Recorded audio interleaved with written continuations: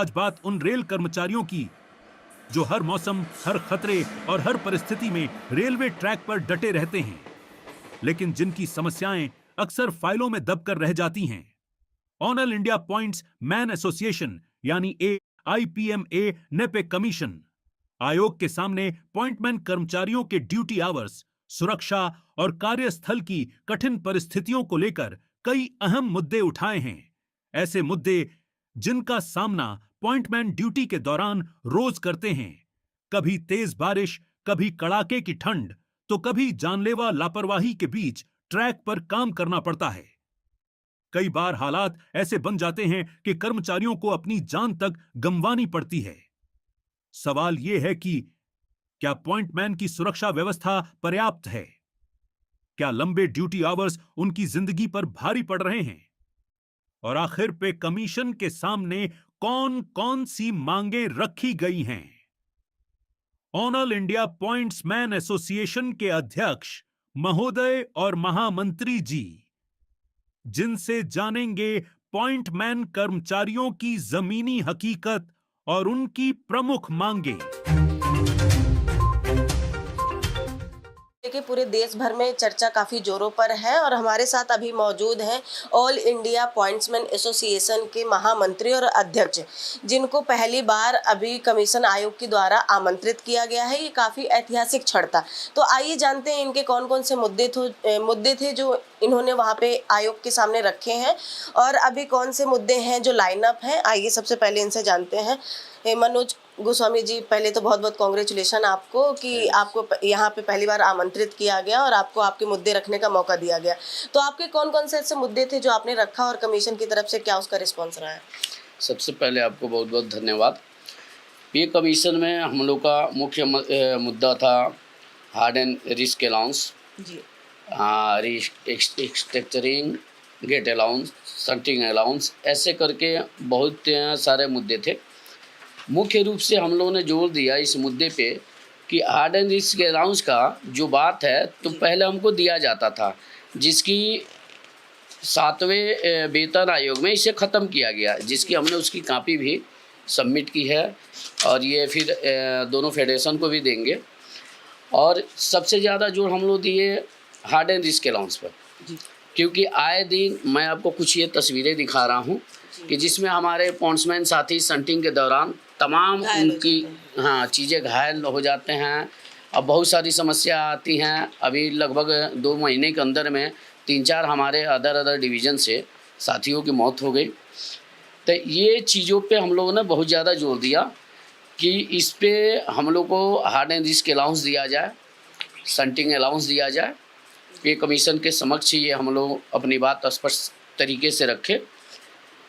उम्मीद है कि पे कमीशन ये लागू करेगी। उनकी तरफ से कुछ आश्वासन दिया गया है, कुछ टाइमलाइन अगर उनकी तरफ से कुछ बताया गया हो? हाँ, पे कमीशन में जितने भी वहाँ पे बैठे हुए लोग थे जो पे कमीशन समिति के सदस्य लोग हैं, तो सारे लोग अपने अपने डायरी में लिख रहे थे। जिन शब्दों को हमने बोला उसको अंडरलाइन भी किया गया। अब उम्मीद करते हैं कि जब ये लागू होगा तो क्या क्या मुद्दे हम लोग को मिलेंगे, अब उसी समय पता चल पाएगा। अध्यक्ष जी भी हमारे साथ में हैं, आइए इनसे भी जान लेते हैं। कुछ टाइम पहले भी इन्होंने अपनी मांगे रखी थी कमीशन के सामने, तो उसमें क्या प्रोग्रेस है अभी और किस स्टेज में है वो? अध्यक्ष जी, पहले तो आपको बहुत बहुत कॉन्ग्रेचुलेशन कि आपको यहाँ पे आमंत्रित किया गया।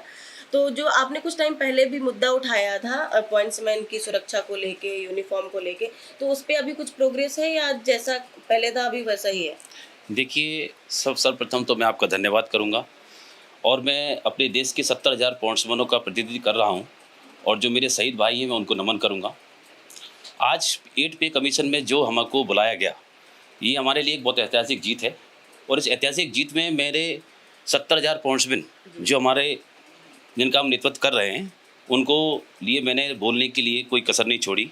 सर्वप्रथम हमारा मुद्दा था 12 घंटे ड्यूटी, जो कि एक EI रोस्टर है, जो कि आज की डेट में 12 घंटे नौकरी करना श्रम मंत्रालय के मुताबिक भी बहुत नुकसानदायक है।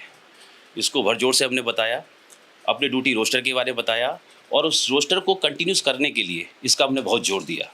रेलवे बोर्ड के अधिकारी बैठे हुए थे, चेयरमैन महामूर्ति भी बैठी हुई थी, उन सब ने ये चीज़ को माना कि हाँ वाकई में जो था हमने एक 2-4 उदाहरण दिए, जैसे कि हमने ट्रैकमैन भाई का गेट का उदाहरण दिया, पॉइंट्समैन के ट्रैफिक गेट का उदाहरण दिया कि वहाँ 8 घंटे हैं, यहाँ 12 घंटे है। रोड साइड स्टेशनों पे दिन ट्रेन बढ़ रही हैं और उनका नुकसान दिन पे दिन ट्रेन बढ़ने के साथ हमारी वर्किंग बढ़ रही है, तो हमें 12 घंटे की ड्यूटी को रोस्टर को हटा के हमें कंटिन्यू रोस्टर किया जाए।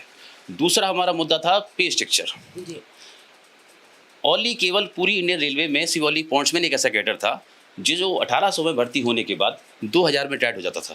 जी और मैं आपको बताऊं, किसी भी यही कैडर एक ऐसा है जिसको 18, 19 और 2000 मिलता है, अदरवाइज किसी भी कैडर को 2000 का बैंड लागू नहीं है, सिवाय केवल पॉइंट्समैन को ही 2000 रुपये का बैंड है। इस पॉइंट को भी मैंने बहुत मुद्दे से उठाया और वहाँ के अधिकारियों ने नोट किया। आयोग ने ये बात मानी कि हाँ वाकई में पॉइंट्समैन सिर्फ ओनली 2000 में ही टाइट हो जाता है। उन्होंने अपनी नोट किया और आश्वासन दिया कि नहीं, इसको बढ़ाया जाएगा। उसके बाद सर हमने उठाया था मुद्दा अपना रिक्स अलाउंस, गेट अलाउंस, जैसे कि मेरे महामंत्री ने बताया है, ये मुद्दा भी हमने बहुत जोर शोर से उठाया। रिक्स अलाउंस का हमने बता दिया है कि हमारे कई लोग शहीद हो जाते हैं काम करते करते। बहुत सारी ऐसी चीज़ें हैं जो देश भर में हो रही है, लेकिन घटनाएं ओपन नहीं हो पाती हैं, खासकर मीडिया के कम चक्कर में और ना दूर दराज इलाकों में ना पहुँचवाने की वजह से। उसके बाद हमने अपनी ड्रेस अलाउंस का बताया था कि ड्रेस हमारी एक ऐसी ड्रेस कलर था जो आम लोगों के पास ये कलर होता है। ड्रेस कलर के बारे में उठाया तो ड्रेस कलर का भी हमें उन्होंने अच्छा रिस्पॉन्स दिया है। मतलब जितो हमने अपने पॉइंट्समैन भाइयों की जो आवाज़ उठाई थी, तकरीबन हमें अच्छा रिस्पॉन्स मिला है और मुझे उम्मीद ही नहीं, आशा है कि आयोग हमारी इन बातों को मानेगा और 8वें पे कमीशन में हमारे रिक्स अलाउंस को, गेट अलाउंस को, रिक्स अलाउंस को और हमारे पे स्ट्रक्चर को जरूर जोड़ेगा। जी ये भाई भी हमारे साथ में, इनसे भी जान लेते हैं कहीं ना कहीं जो पॉइंट्समैन की एक भूमिका होती है, जो आप पटरी पे देखते हैं कि ट्रेन इतनी स्मूथली दौड़ती है तो पूरा योगदान इनका रहता है। तो ये क्या क्या ऐसे ज़मीन पे फेस करते हैं, कौन कौन सी चुनौतियां इनके सामने आती हैं जिसपे कहीं ना कहीं इनकी हर दूसरे दिन जान पे खतरा रहता है। और आप अक्सर देखते हैं कि जैसा इन्होंने बताया, महामंत्री जी ने भी बताया कि एक्सीडेंट होते हैं, जान भी चली जाती है पॉइंट्समैन की। तो इनसे भी जान लेते हैं कि इनको ग्राउंड पे क्या क्या चुनौतियाँ देखने को मिलती है। नमस्कार मैडम, मेरा नाम अमित कुमार। जी आप क्या करते हैं, आपकी पोजीशन क्या है? मैडम मैं राष्ट्रीय मीडिया इंचार्ज हूँ। ठीक है, और जैसा कि मेरे महामंत्री जी और अध्यक्ष महोदय ने बताया कि ये हम लोग के लिए ऐतिहासिक क्षण है। वाकई में ये मैडम ऐतिहासिक क्षण रहा हम लोग के लिए कि 8वें वेतन आयोग ने आमंत्रित किया है ग्रुप डी कर्मचारी को अपनी बात रखने के लिए, और आयोग ने इस मामले को पॉजिटिव वे में भी लिया है और हम लोग को इस रिपोर्ट आने का इंतज़ार रहेगा। मुझे थोड़ा ग्राउंड की बताइएगा कि जैसे पॉइंट्समैन जब ट्रैक पे काम करते हैं तो क्या क्या चुनौतियां उनको झेलनी पड़ती है, वहाँ पे क्या क्या दिक्कतें सामने आती हैं उनके? मैडम सबसे पहले तो सबका धन्यवाद। जैसे कि आपने पूछा कि क्या क्या दिक्कतें आती हैं, जो पॉइंट्समैन होता है ये स्टेशन मास्टर का लेफ्ट हैंड होता है। ऑपरेशन में जो स्टेशन मास्टर होता है वो सिर्फ रिटर्न वर्क करता है, जितना भी फिजिकल वर्क होता है ग्राउंड लेवल का वो सारा पॉइंट्समैन करता है। गाड़ी को काटना, जोड़ना, इंजन को लगाना, एक स्थान से दूसरे स्थान पे पहुंचाना, काशन देना, मतलब कि मैन पावर की जो सबसे ज़्यादा यूज़ होता है वो पॉइंट्समैन का होता है। तो इस हिसाब से इसका हार्ट रिस्क अलाउंस बनता है। अभी हमारे महामंत्री ने दिखाया था आपको कि हमारे कुछ साथी शहीद हो गए इस घटना के दौरान। इतना ज़्यादा रिस्क रहता है कि अगर ज़रा से भी नज़र हट गई तो हमारा हाथ पैर सलामत नहीं रहता। 6ठे पे कमीशन में हमारे को ये हार्ट। तो इस पे आयोग की तरफ से कुछ सहयोग रहता है? जिनका एक्सीडेंट में जैसे घटना हो जाती है, हैंडीकैप हो जाते हैं या शहीद हो जाते हैं, तो प्रशासन की तरफ से इस पे क्या सहयोग रहता है? प्रशासन की तरफ से मैडम जो मिलता है असेसमेंट वो तो मिलता है, बट एक बार देखिए कि अगर किसी आदमी का हाथ कट गया तो उसकी तो ज़िंदगी बिल्कुल ही बेकार हो जाती है, वो आदमी कुछ करने लायक नहीं होता।